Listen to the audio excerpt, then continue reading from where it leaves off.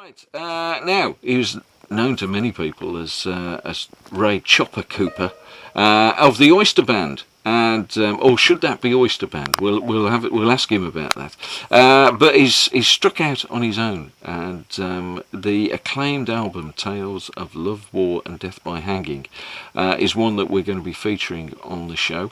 And somewhere from the depths of a snowy and cold Sweden, it's Mr. Ray Cooper. Hello there, Ray. Welcome to the show. Hello, Mark. Now then, tell us a little bit about the album itself. What made you decide, first of all? Because you've been very successful with the Oyster Band, haven't you? Yes. Well, I suppose you accumulate a body of material that doesn't necessarily fit into where the band's going, and I always knew that I wanted to make a solo album at some point. Yeah. And then just 3 years ago, there was this blank period in the diary for Oyster Band, and I realised it was now or never if I was ever going to make it. And when I started off, I didn't really have such a strong idea of the direction, because I wanted to let that come. Yeah. And it did come, and it was a very interesting sort of voyage of discovery, really. Yeah, because I mean the album itself has got a whole variety of influences in there, hasn't it? It's a fairly eclectic mix, the music that you've put together. But it hangs together as an album. But where did you get your inspirations from, Ray? Well, I'm glad you think it hangs together. I think it does too. Yeah. Well, I'm inspired by all kinds of things, really. Everything I've heard, really. Yeah. And I've got a long history in folk rock and rock music. I'm half Scottish. There's a Scottish influence that's quite strong there. Yeah. And I've been living in Sweden for 12 years. Right. So it's a mixture of all those things, really. Yeah, and of course, the album actually shows off your versatility, apart from anything else. Not just the amazing voice, but also the wonderful musicianship, because you play a number of instruments on this, don't you? Yeah, I decided to record everything at home. I've got a log cabin at the end of the garden here in Sweden, and I just used the instruments I had, which was a harmonium, a cello, of course, guitar, mandolin, harmonicas. Yeah. And then I've got a neighbour who's a very good fiddle player. But I wanted to get a sort of organic sound that sort of sounded like it came out of a cabin. Yeah, and the actual album itself. Okay, well, tell us about the title first of all. Tales of Love, War, and Death by Hanging. Well, that started off as a working title. Yeah. To describe the songs, and I sent some demos through to my record company boss in Germany, West Park Music, and he said it's a good title, and I think he's right. I think it is quite a good title. It describes the songs and gives some kind of a flavour. They're not all about blood and gore and history, but a few of them are. Yeah, you can't argue with that. You can see why he's in the music business. He spotted a good title from a mile away. It does. I said to you the album hangs together, but and that was that something that you were consciously trying to achieve? A sort of Actually, that was something that was really uppermost in my mind. Yeah. The photos in the inside of the booklet I took first. I took those myself, and I had them up on the wall and tried to match the music to the photos. Right. If that makes sense. Yes. Yeah. I started off with a visual image, and I left out quite a few songs that didn't fit into the direction the album wanted to go in. Right. Which is something I find it hard to describe, but well, maybe you'd be better at that than I. I don't know, because the point of we always ask when we get songwriters on the show is how they go about putting a song together. So for you, it was the visual images that sort of inspired some of the songs. Is it? Not so much the songs, but the way I arranged them. Yeah, right. Okay. And album, really. Because I mean, I know that there's that you wanted this organic feel from playing it in your log cabin in the middle of Sweden. But was there? Could you put your finger on sort of Nordic influences, if you like? Is there a Nordic vein that runs through the album? Would you say? There is a kind of Nordic vein. I sort of identify myself now as a North European. To me, there's not so much difference between Scotland and Sweden. It's quite a similar kind of culture, even though I grew up in England as well. I steered away from a lot of sort of Southern European and American influences. Yeah. I've been playing folk music in Sweden ever since I moved here with local fiddle players.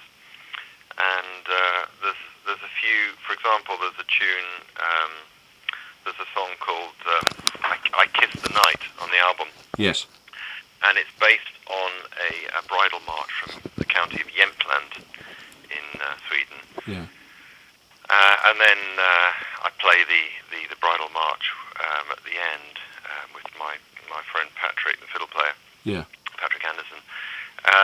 So that's an example, and there's another tune I wrote in the Swedish style at the end of a song called "The Dark Days Are Over." Yes. Which is a sling polska. That's a kind of very old-fashioned trance dance that they used to dance in their kitchens.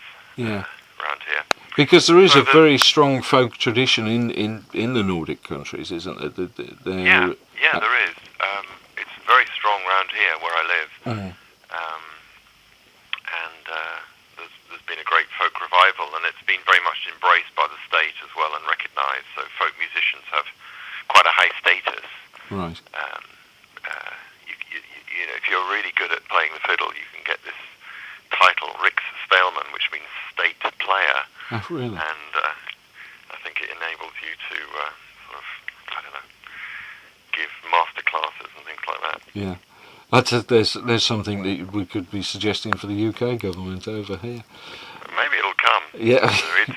Folk music has a higher status in Ireland, amongst the Irish, and even in Scotland, than it does in England. Yes, yeah. We tend to sort of disparage our folk music a little bit in England, don't we? And which is a shame. We do, yeah, and wrongly so. Yeah, absolutely. Well, we're certainly trying to redress the balance here at New Traditions. So, but now, I mean, what plans have you got for the immediate future then, right? Because I mean, you've remained sort of fairly busy, as a musician over the years. What are your plans for the immediate future then? Well, I've got quite a lot. I've got my last 4 ever shows with Oyster Band coming up in February. Okay. And just before that and following after that, I've got 4 tours in the spring. Right. And probably 3 in the autumn. So I'm going to be at Birmingham at the Red Lion Folk Club on the 13th of February. Yes. And I'm going to be in Leicester at the Musicians Pub on the 12th. And then I'm off to Germany in March, and in April I'm in Denmark, and in May I'm back in England for a longer tour. Right. That'll take me all the way from Lancashire to Exeter. Brilliant stuff. I mean, that's a lot of travelling. Now, I'm assuming that you enjoy the live performances. Do you enjoy the travelling part of it, or is that hard work? In a way, I enjoy the travelling. Yeah, it's quite a good time. It's completely different when I'm on my own because I'm just driving a car on my own. Right. So Okay. Yeah. I've got a lot of time for thinking, which is also important. I don't like airports particularly, but I have to endure them living here. Yeah. Yeah, I think we can all relate to a certain extent with that. But now, so what about recordings? And because you said you left a lot of songs off the album, is there another album in the offing at some point? Oh, very definitely. Yeah. But it's not going to include any of the ones I left. Ah, right. Okay. They'll go into a cardboard box for Uh-huh. for a long time. No, I'm actually working at the moment on demos of the next album, but Right. I'm aiming to record it in just before Christmas this year, and I hope to release it in 2014. Okay. Well, we will. It'll be. Yes. Sorry. Go ahead, Ray. Well, I was going to say it'll be obviously similar to the first album, but it's not quite so historical. Right. Or the history in it is a little more recent. Yeah, because now, I mean, one of the things about Oyster Band over the years has been the sort of the political element, if you like, to their songs. Yeah. And is that something that that you feel is important in your work, in your music? Because you can certainly see that in the last album, and I think that sort of your worldview, as it were, comes across through the album. Is that something that you think is important, that you want to keep part of the work, part of the music? Yeah, it is. I think particularly when I sing folk songs, traditional songs, they have to be relevant, either politically relevant, again, as they often are, or emotionally relevant.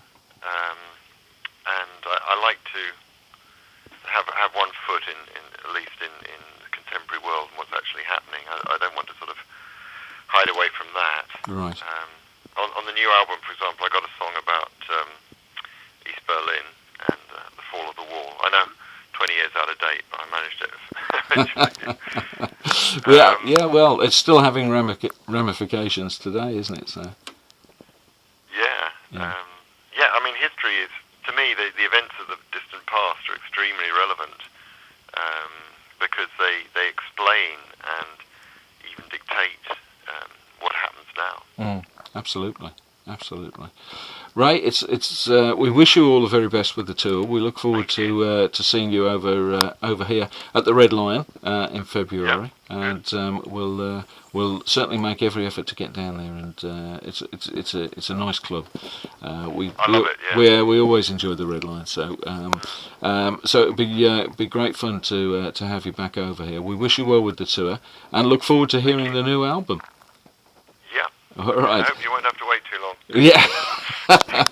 Well, yes, yeah. And now you're over in Sweden. We were talking about the weather just before we went on air, and just to put our little bit of snow in perspective, it's fairly chilly over there at the moment, isn't it? Well, it was minus 20 this morning. Yeah. And that's pretty cold. Yes, yeah. We're having kittens over here because it's -1, I think it is. So, but you stay warm, and thanks so much for having a chat with us this morning. Okay. All right. Thank you, Mark. Thanks a lot.